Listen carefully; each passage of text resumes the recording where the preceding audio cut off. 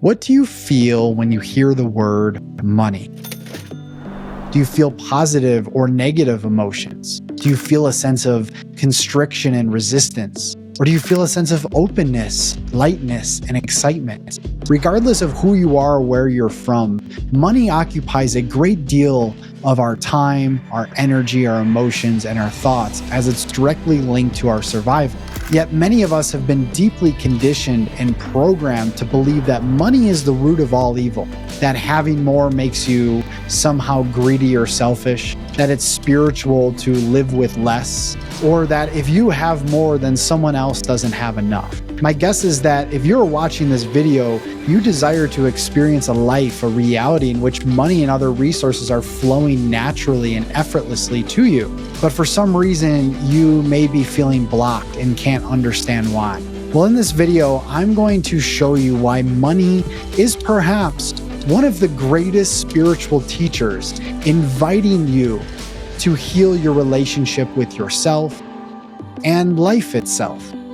So stay tuned to the end, because this may be the message that you need to change your entire perspective, and so that you can tap into the infinite flow of prosperity and abundance that is available to you.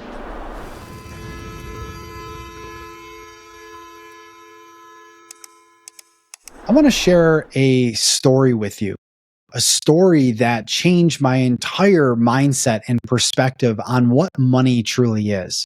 This is several years ago, back in 2015. I had just returned from a 2-year stint working and serving as a Peace Corps volunteer in Tanzania, Africa. I lived in a small rural village, and I served this community as a health and business volunteer. And during that time, it was really profound moments that I had connecting with the land, living in nature, and living amongst this community.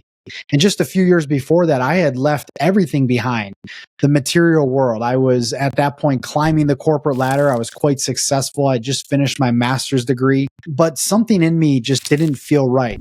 Even though I had all of the luxuries, I had a new car, beautiful apartment, I was taking vacations, I was partying and having fun, I knew there was something deeper. And so I left my hometown of Buffalo, New York, and went 8,000 miles away, where I was living there in the rural villages of Africa. Now, here I was just coming back, and I was feeling lost. I was feeling overwhelmed. I was going through a sense of reverse culture shock. I was living in this consumerist mind of the Western world, and I didn't know what my next steps were. I didn't even know where my next rent payment would come from. And I was sitting on my car. It was a cold, snowy day. I was listening to this woman on this podcast, and she said something very profound that I never forgot. And she said, money is the last spiritual frontier of healing.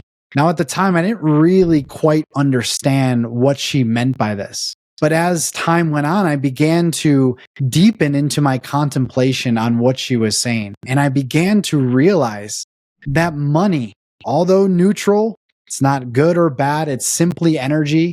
It's a symbol of abundance. It is here to level us up, to connect us back to the worth, the value, and the security within ourselves. Yet so many of us, because of our society, our family, our culture, we have been imprinted with these negative beliefs around money, and that we spend most of our time chasing it, striving for it, trying to attain it, because we inherently believe that if we get this resource, if we get this money, then we will somehow feel happier, we will feel more fulfilled, we will feel more joy, and so forth. But that, and what we may find out later, is just an illusion, where money is trying to point us back to ourselves, back to the worth, to the power, to the security within us. But when we are constantly going outside and chasing external symbols of abundance, whether that's money, whether that's love, or anything else, we will always fall short and feel unfulfilled. Sure, it may solve some short-term problems by hustling and grinding and working our way to attain this resource, but in the long run, we will essentially feel disconnected and empty. And this is why when we look at our relationship to money, which really we can look at from many different levels, which I'll get into in a bit. We can begin to heal our relationship with ourselves. Because most of us, all of us, we've dealt with some form of trauma and wounding. And that trauma and wounding has created these fears within us. It's fear of being rejected, fear of being abandoned, fear of being betrayed. And really, pretty much, we're all swimming in a soup of feeling unworthy.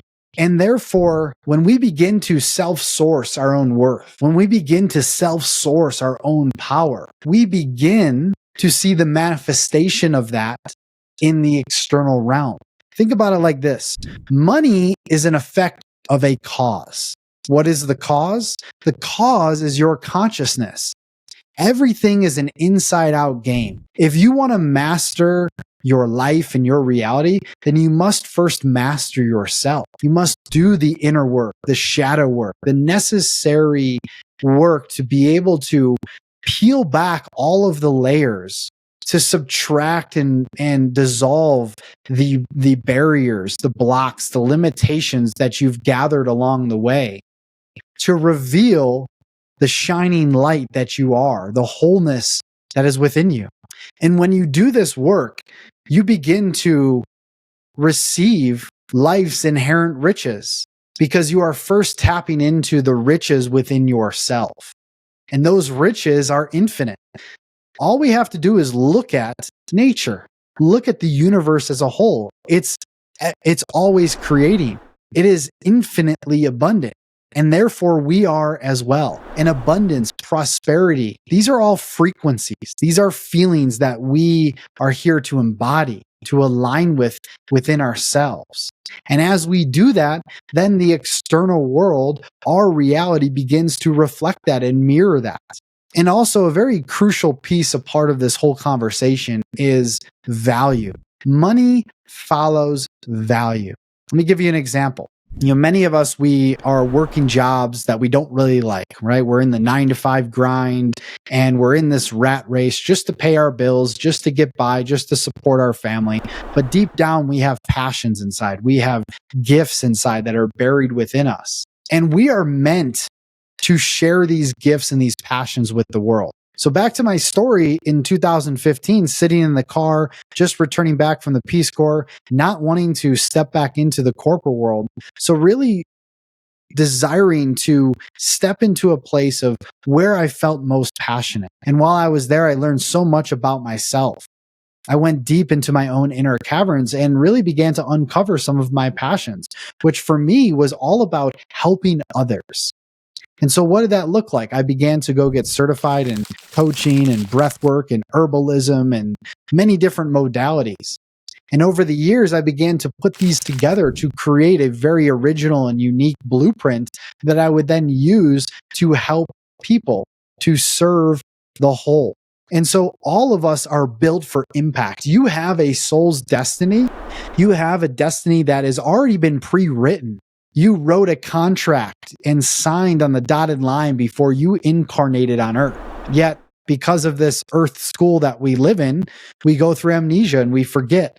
So your job is to simply remember the destiny, the purpose, the mission that you are here for. There are latent gifts within you that you came here to share with others. And when you begin to open up the floodgates of those gifts and you begin to drop deeper into a life of where you are living aligned to your values, to your vision, to your passions, to your dreams, money will naturally follow. And so really feel into your current experience. And here's some questions that you can begin to ask yourself. These questions are very powerful prompts that when you can begin to really get honest with yourself, you will open up so much awareness. And then from that awareness, you can take inspired action. And even just months, a few years from now, you can begin to live the life that you truly desire. So question 1, what negative beliefs about money, about abundance, am I carrying within myself? And where did I inherit these beliefs? That's number 1. What you may want to do with this question is write down on a sheet of paper on the left side, write all the negative beliefs, maybe 3 to 5, pick the most prominent ones. and list those on the left side of the paper. On the right side, rewrite those beliefs into empowering statements and read the difference between the negative belief and the empowering statement. You're going to see a very stark contrast. And you want to read those empowering statements every day for at least 21 days. Really feel into that multiple times a day. Put it on a sticky note, put it on the wall. Question 2. When I think about receiving large amounts of money, what emotions come up for me? It's another way kind of tied into one. What emotions arise? Do you feel fear? Do you feel that constriction, that resistance within you? Do you feel shame? Do you feel guilt? Really get clear on that. Your emotions are divine messengers and they're just pointing you back to your own state of wholeness. But we have to get real with ourselves. Question 3. Where am I overgiving and under receiving? This is a common one. A lot of people deal with this. I dealt with it myself. A lot of my clients deal with this. Oftentimes, we are pretty much stuck in a state where we are giving so much of ourselves, putting others' needs ahead of our own in a mode of people pleasing because of these wounds of rejection, of abandonment, and so forth.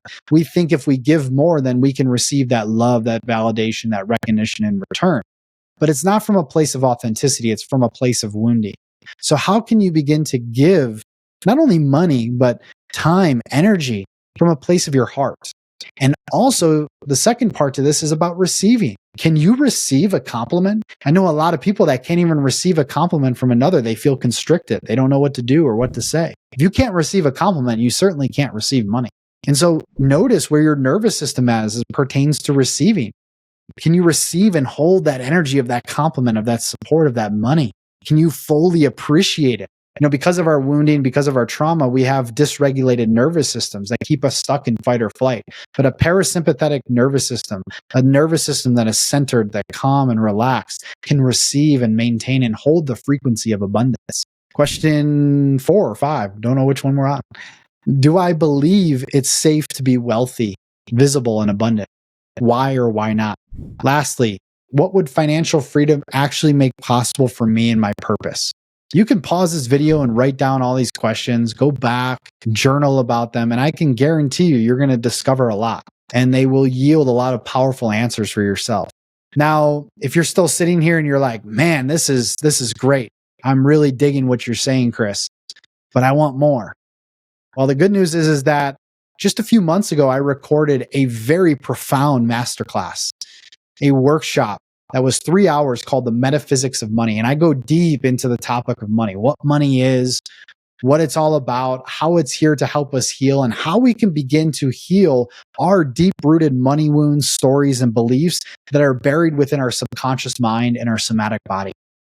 I'm going to teach you how to align with true abundance through the power of somatic inquiry, through the power of your breath, and really, really deep spiritual teachings. I'm going to teach you how to balance your masculine and your feminine energies, your principles within, which all have to do with giving and receiving, and be able to hold true abundance within yourself, and so much more. So if you're interested and you want to dive deeper, all you got to do is go below this video, click the link, The Metaphysics of Money, get the workshop. It's only $33. When I first ran the workshop, it was $100. It's only $33 for the replay. It's 3 hours. It not only gives you prompts, it gives you practice, it gives you so much. And if you really dive into it, I can promise you that you're going to begin to see some results in your external reality, in your life. And of course, if you like this video, if you really felt what I was saying, then feel free to share this with friends and family. And also be sure to subscribe to this channel. Sending you so much love and positive energy on your journey ahead. And we'll talk to you soon. Peace.